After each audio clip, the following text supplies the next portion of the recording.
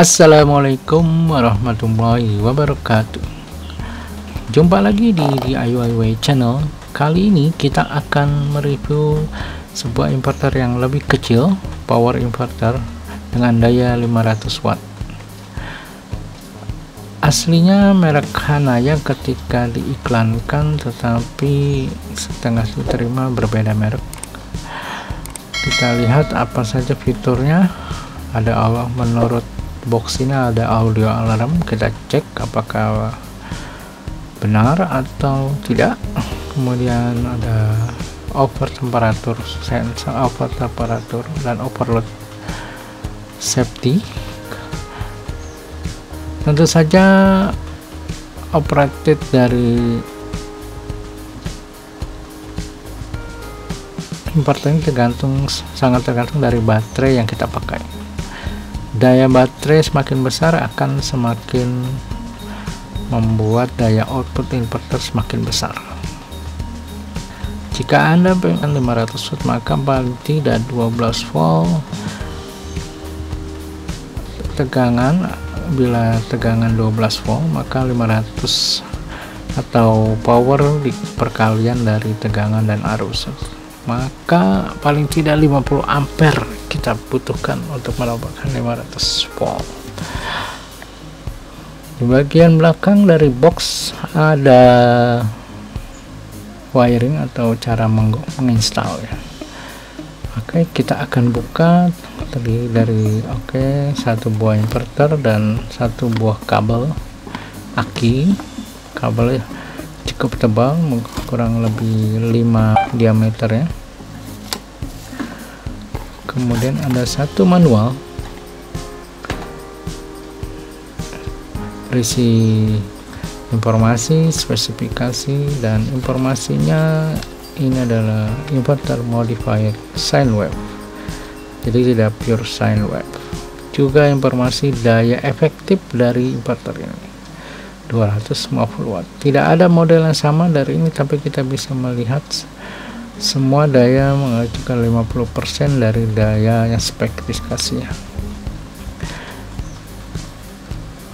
Oke, ini kabel aki yang kita bisa pakai untuk koneksi ke baterai, inputan tegangan. Oke, bodinya dari aluminium, bisa sekaligus sebagai pendingin dari inverter ini. Ada satu power outlet, ada kipas dekat inputan aki. Kipas ini akan selalu aktif, ada atau tidak ada beban. Kemudian ada LED merah dan hijau merah untuk alarm atau ada masalah, hijau untuk on. Kemudian ada satu port USB untuk charger HP. Kita akan bongkar.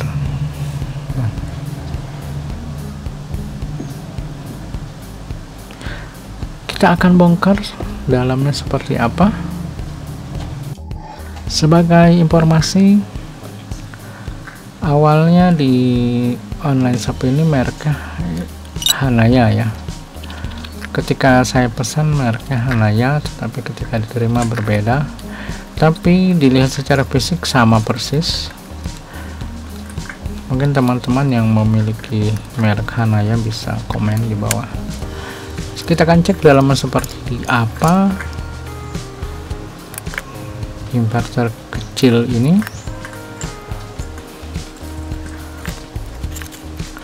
Dan dia hanya meninggikan satu sisi. Kita lihat.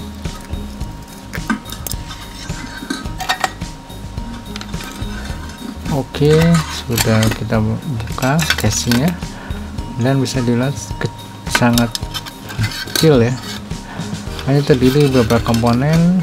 Sebelah kanan adalah 2 buah FET, dan sebelah kiri ada 4 buah FET, tapi yang hanya menggunakan heatsink yang 2 buah FET. Ada satu trafo tegangan tinggi warna kuning, kemudian ada 2 buah IC TL494 sebagai PWM. ada satu buah regulator 7805. Secara diagram kita gambarkan seperti ini, dimana frekuensi tinggi akan dihasilkan dari MOSFET dengan kisaran 30 sampai 33 kHz. Kemudian diturunkan frekuensi dengan FET yang lain, ada buah FET dan PWM TL494 menjadi 50 Hz dan output akan 220 ya. Ada fuse 40 ampere di sini.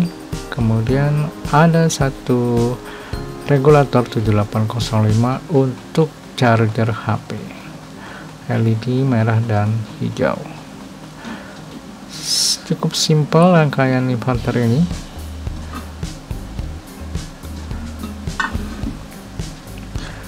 Oke, kita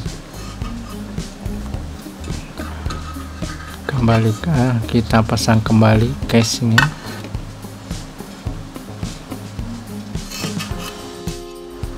Baik, dalam review kali ini saya akan menggunakan baterai 12 volt 7 ampere. Ini baterai baru, otomatis saya harus cas dulu. Untuk charger, seperti video sebelumnya saya menggunakan XL4015 dengan power supply dari bekas power supply laptop dengan inputan 19 volt ke arah charger, jadi laptopnya menghasilkan tegangan 19 volt DC. Oke, saya sudah dapatkan casing seperti ini, cukup rapi jadinya casingnya. Oke, komponennya hanya satu, XL419 untuk charger, dan kita setting output dari XL4019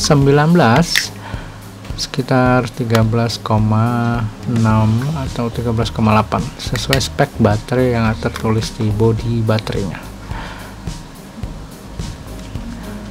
Oke, kita akan cas dulu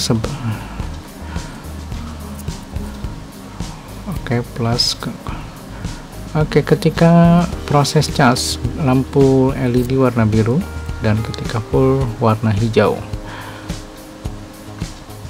Kita tunggu. Oke, kita persingkat. Oke, sudah penuh.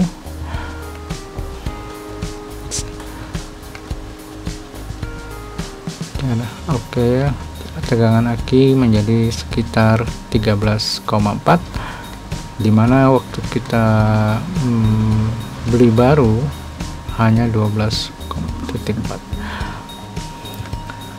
Oke, kita install. Untuk kita hubungkan inverter ini ke aki,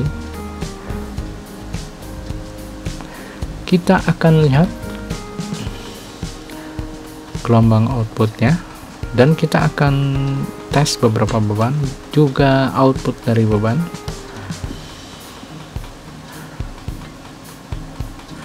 Oke, menginstalnya warna merah positif, warna hitam adalah negatif kutub di aki dan positif kutub di aki.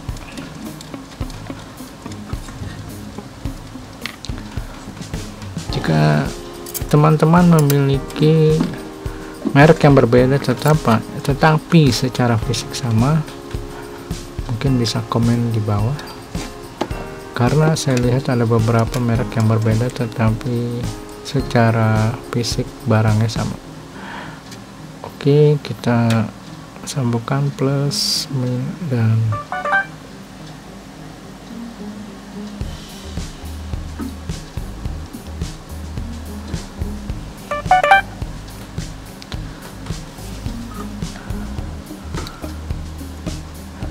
oke, sudah terhubung.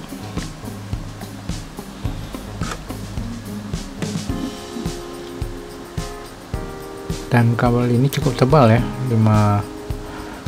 sekitar 5 mili diameternya, lebih kurang 5 sampai 6 mili, jadi bisa sampai 50 ampere lebih kabel, kurang lebih. Kalau kita ukur kabelnya sekitar 0,25 inch, atau 4,9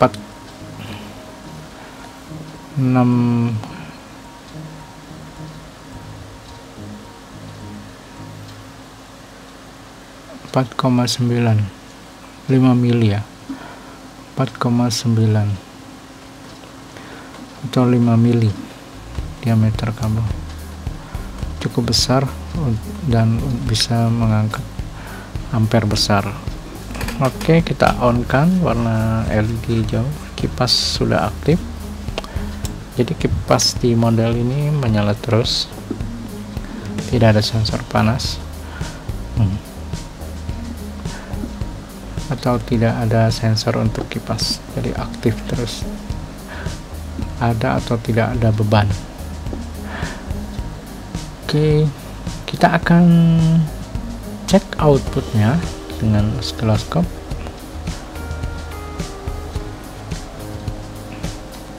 Oke, kita sudah hubungkan outputnya langsung ke oscilloscope dan kita akan lihat seperti apa modified sine wave dari output. Oke, kita cek juga voltasenya dengan multitester. Oke, ya, ini bentuk dari sine wave, jadi square tapi bertingkat ya, seperti.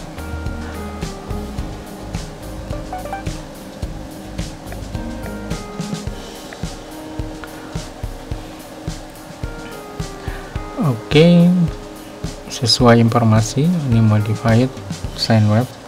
Kita akan coba beban. Biasanya modified sine wave ini bermasalah ketika beban itu motor seperti kipas angin ini, maka akan berdengung ya, akan ada bunyi dengung seperti bisa kita dengar atau berdengung gitu ya. Jadi ini tidak cocok untuk beban yang motor seperti pompa air atau bor atau kipas angin. Untuk solder atau heater atau bisa. Oke, next selanjutnya kita coba dengan solder dan berfungsi dengan baik. Solder panas.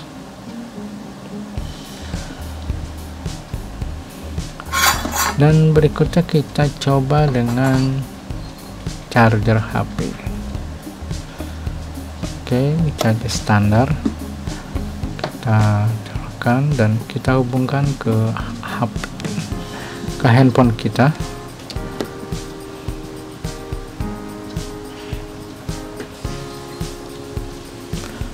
Oke, tunggu beberapa saat dan sepertinya berfungsi dengan baik.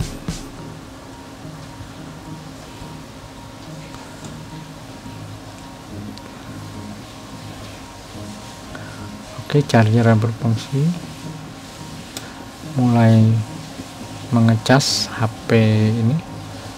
Oke, berfungsi dengan baik. Kemudian kita akan coba ukur output dari charger HP dengan charger yang sama, model charger sama. Kita bandingkan bila charger terkoneksi dengan inverter dan terkoneksi dengan jaringan PLN. Satu charger terkoneksi dengan inverter, satu charger terkoneksi dengan PLN, seperti ini. Oke, kita akan cek outputnya apakah bentuk gelombangnya sama. Maka yang biru adalah yang output dari PLN, charger yang terkoneksi dengan PLN, dan yang atas atau kuning yang dari inverter. Kita bisa lihat di sini sama persis, tegangannya 5 volt, bisa dibilang sama. Dan terakhir kita akan cek output dari USB yang ada di inverter ini, USB port yang ada di USB port yang ada di inverter ini. Dan seperti charger tadi, tegangan seharusnya 5 volt. Oke, seperti informasi sebelumnya, 5 volt ini dari regulator 7805, langsung dari regulator 7805. Oke, sesuai 5 volt. Demikian review kali ini, semoga bermanfaat. Kesimpulan singkat adalah inverter ini tidak cocok untuk beban yang motor atau ada seperti kipas angin dan lain-lain. Jangan lupa like dan subscribe, komen di bawah. Sampai jumpa di video berikutnya. Salam.